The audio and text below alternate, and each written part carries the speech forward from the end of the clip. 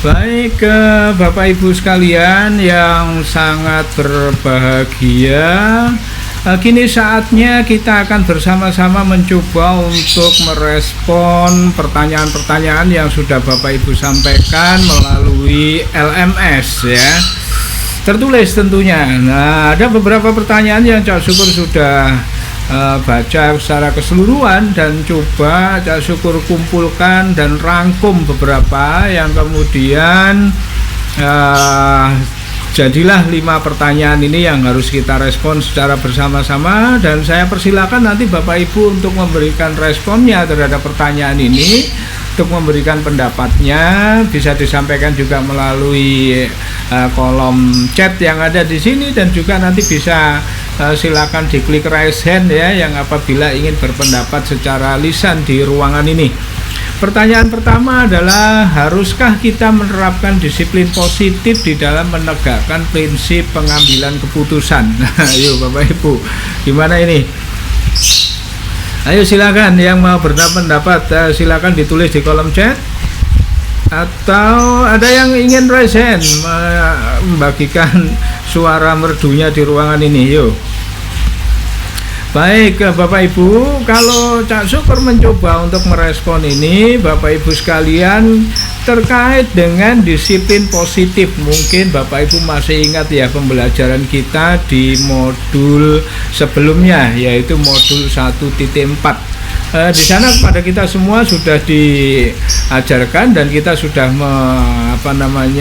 memahami semua terkait dengan disiplin positif dan nilai-nilai kebajikan universal. Nah, tentu ini Bapak Ibu terkait dengan disiplin positif yang pada akhirnya nanti akan menjadi budaya positif yang didasari oleh nilai-nilai kebajikan secara universal. Harus kita mulai dan kita tanamkan kepada diri anak-anak kita itu sejak dini ya. Sebagaimana di pembelajaran pada modul 1.4 itu kita mengenal ada yang namanya keyakinan kelas, ada yang namanya kesepakatan kelas. Di sana yang tidak lain adalah mengajak kepada anak-anak itu untuk mengembangkan critical thinkingnya. Artinya ketika melakukan sesuatu itu, kenapa dia harus melakukan sesuatu itu, atau ketika dia tidak boleh melakukan sesuatu, kenapa dia tidak boleh melakukan itu. Nah, critical thinkingnya akan berkembang dan tentu akan dihubungkan dengan nilai-nilai kebajikan ya secara universal. Dan jika kita lihat pada pertanyaan itu tadi, pertanyaan apakah disiplin positif itu kita hubungkan pada waktu kita melakukan pengambilan keputusan? Yang jelas iya Bapak Ibu, kita lihat dasar daripada pengambilan keputusan itu sendiri. Yang pertama adalah kebajikan universal loh ya kan.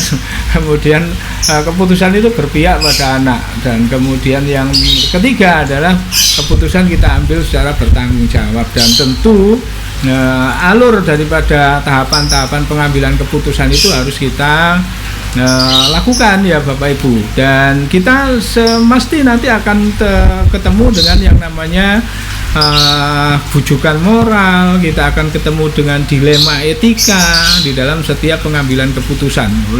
Itu kalau menurut Cak Syukur, dan apabila ada sesuatu yang lain barangkali yang mau disampaikan silakan monggo. Nah, berikutnya Bapak Ibu, pertanyaan yang kedua, apakah pengambilan keputusan hanya berdasar pada 3 prinsip? Bolehkah kalau membuat prinsip pengambilan keputusan yang baru? Nah, yuk. Lagi ini pertanyaan yang kedua, siapa yang ingin menyampaikan pendapatnya? Dipersilakan coba raise hand.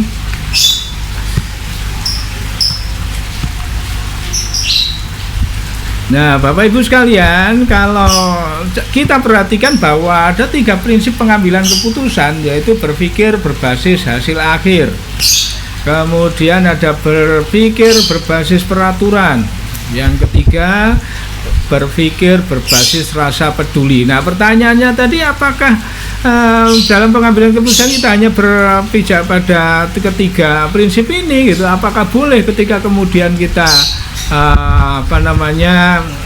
membuat prinsip yang baru gitu? Kalau Cak Syukur sebenarnya ini pendapat pribadi ya, kalau Cak Syukur ya nggak masalah ketika tentu kita perhatikan keputusan itu buat siapa, untuk siapa, dan kapan keputusan itu kita ambil begitu Bapak Ibu. Dan bisa jadi kita suatu saat nanti para pemimpin pembelajaran itu mengambil keputusan itu bukan berbasiskan kepada 3 hal prinsip ini, tetapi bisa jadi nanti misalnya berbasiskan kepada untuk mengamankan keputusan sebelumnya jadi bisa jadi ya, jadi sebelumnya kita telah mengambil keputusan ini, kemudian di sesi yang lain nanti akan ketemu lagi, kita harus mengambil keputusan lagi. Nah gitu, bisa jadi keputusan yang kita ambil itu dalam rangka untuk mengamankan keputusan yang tadi sudah kita ambil gitu, dan sudah kita laksanakan keputusan sebelumnya. Jadi bisa saja Bapak Ibu dipersilakan nanti apabila di dalam prakteknya itu pengambilan keputusan itu tidak hanya pada 3 prinsip ini, boleh silakan dengan prinsip-prinsip yang lain yang tentu tidak boleh lepas dari nilai-nilai kebajikan ya Bapak Ibu sekalian. Baik, pertanyaan yang ketiga di sini adalah bagaimana mengatasi bujukan moral yang notabene sudah terjadi secara sistemik di dalam lingkungan kerja kita. Yo Bapak Ibu, ini tentu Bapak Ibu sekalian yang pernah berkecimpung di dalam pengambilan keputusan atau yang pernah di sekolahnya menjadi koordinator lah, ketua lah, atau apalah namanya, yang kemudian harus mengambil keputusan, atau bahkan mungkin ada di antara Bapak Ibu sekalian yang kepala sekolah begitu ya, bahwa yang namanya bujukan moral itu luar biasa di lingkungan kerja kita ini Bapak Ibu, yang itu pasti akan berpengaruh terhadap pengambilan keputusan kita. Nah sekarang gimana Bapak Ibu mengatasinya? Coba ayo silahkan yang mau berpendapat angkat tangan yuk. Baik, kalau Cak Syukur ya tentu kita akan melihat konteksnya Bapak Ibu ya. Apabila kemudian kita tidak mengikuti bujukan itu, kita tidak mengikuti bujukan itu, tetapi kemudian dampaknya ternyata mudorotnya lebih banyak daripada manfaatnya gitu ya. Otomatis kalau Cak Syukur ya kita ikuti aja bujukan moral itu sepanjang dalam batas-batas dan ya tertentu lah, istilahnya bahasanya orang Jawa itu ngono ya ngono ning aja ngono begitulah. Yang penting bahwa lingkungan kerja kita ini kondusif gitu ya. Tetapi tentu ini tidak secara terus-menerus harus kita pertahankan Bapak Ibu, kita secara pelan-pelan, karena ini sudah sistemik ya di lingkungan kerja kita ya. Secara pelan-pelan kita harus ya tentu nanti pada saatnya kita belajar disiplin positif, budaya positif itu kan nanti pada akhirnya akan berpengaruh terhadap pengambilan keputusan kita Bapak Ibu. Jadi secara pelan-pelan nanti kita akan mencoba mengatasi bersama-sama bujukan-bujukan moral itu yang tidak sesuai, karena di sini ya pasti nanti kita akan mengambil keputusan yang berbenturan itu ya Bapak Ibu sekalian.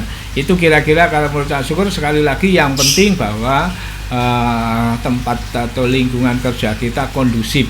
Apalah artinya ketika kita kemudian tidak mengikuti bujukan moral tetapi pada akhirnya berdampak terhadap ketidakharmonisan di lingkungan kerja kita. Coba ayo pikirkan, atau ada yang ingin berpendapat silahkan.